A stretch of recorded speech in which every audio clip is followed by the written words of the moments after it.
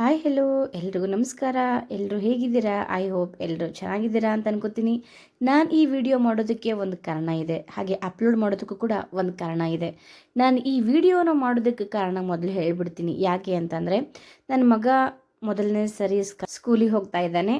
ಅದು Hindi medium school. ನಾವು ಕರ್ನಾಟಕದಲ್ಲಿದ್ದಾವಾಗ ಕನ್ನಡ ಸ್ಕೂಲಿಗೆ ಹೋಗ್ತಿದ್ದ. ಇಲ್ಲಿ ಬಂದು ಹಿಂದಿ ಮೀಡಿಯಮ್ ಅಲ್ವಾ, so English medium Hindi medium ಸ್ಕೂಲಲ್ಲಿ ಹೋಗ್ತಿದ್ದಾನೆ. ಅವನಿಗೆ ಹಿಂದಿ ಅಷ್ಟೊಂದು ಬರಲ್ಲ, ಓದೋಕ್ಕೆಲ್ಲ ಬರಲ್ಲ. ಅದಕ್ಕೆ ಅವನು ತುಂಬ ನರ್ವಸ್ ಆಗಿದ್ದಾನೆ, ನನಗೇನು ಬರಲ್ಲ ಮಮ್ಮಿ ಅಂಥೇಳಿ. ಆದರೂ ನಾನು ಹೆಂಗೋ ಅವನಿಗೆ ಧೈರ್ಯ ಹೇಳ್ಕೊಂಡು ಅವನನ್ನು ಕರ್ಕೊಂಡು ಹೋಗ್ತಾ ಇದ್ದೆ.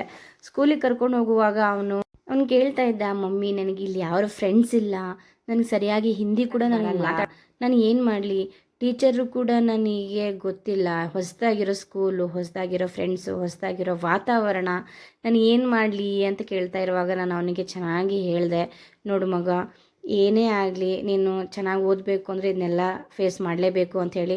ಅವನ ಕಣ್ಣಲ್ಲಿ ಆಟೋಮೆಟಿಕ್ಕಾಗಿ ಅಳು ಬಂತು. ಮಮ್ಮಿ ನನಗೆ ಏನು ಹೆಂಗೆ ಅಂತಲೇ ಗೊತ್ತಾಗ್ತಾ ಇಲ್ಲ ಸ್ಕೂಲಿಗೆ ಹೋಗೋದು, ನೀನು ನನ್ನ ಜೊತೆ ಬಾ, ನನ್ನ ಜೊತೆ ಕೂತ್ಕೋ ಇವತ್ತೊಂದು ದಿನ ಅಂಥೇಳಿ. ಅವನಿಗೆ ಧೈರ್ಯ ಮಾಡಿ ನಾನು ಹೇಳಿದೆ, ನಾನು ನಿನಗೆ ಕರ್ಕೊಂಡು ಹೋಗ್ಲಿಕ್ಕೆ ಬೇಗ ಬರ್ತೀನಿ, ನೀನು ಚೆನ್ನಾಗಿ ಸ್ಕೂಲಿಗೆ ಹೋಗಿ ಬಾ ಅಂತ ಹೇಳಿಬಿಟ್ಟು ಅವನನ್ನು ಮನವೊಲಿಸಿ ಸ್ಕೂಲಿಗೆ ಕರ್ಕೊಂಡು ಹೋದೆ. ಸ್ಕೂಲ್ ನೋಡಿಬಿಟ್ಟು ಅವನಿಗೆ ಫುಲ್ ಖುಷಿ ಆಯಿತು. ಅಲ್ಲರ ಆಟ ಸಾಮಾನು, ಅಲ್ಲಿರೋ ಪೇಂಟಿಂಗು ಅದನ್ನೆಲ್ಲ ನೋಡಿ ಖುಷಿ ಆಯಿತು. ಒಂಥರ ಏನೋ ಧೈರ್ಯ ಬಂತು. ಹಾಂ ಮಮ್ಮಿ ಸ್ಕೂಲ್ ಚೆನ್ನಾಗಿದೆ ಅಂತ ಹೇಳಿ ಒಂದು ಮಾತಂದ. ಆವಾಗ ನನಗೂ ಕೂಡ ಒಂದು ಸ್ವಲ್ಪ ಅವನನ್ನು ಸ್ಕೂಲಿಗೆ ಬಿಟ್ಟು ಹೋಗುವಂಥ ಧೈರ್ಯ ಬಂತು. ಇದೇ ನೋಡಿ ಅವನ ಸ್ಕೂಲ್ ಕ್ಲಾಸ್ ರೂಮು. ಅವನಿಗೆ ಬ್ಯಾಗ್ ಎಲ್ಲ ಕೊಟ್ಬಿಟ್ಟು ಹೇಳಿದೆ, ಆದರೂ ಮುಖದಲ್ಲಿ ಸಣ್ಣದಾಗಿ ಬೇಜಾರಿತ್ತು.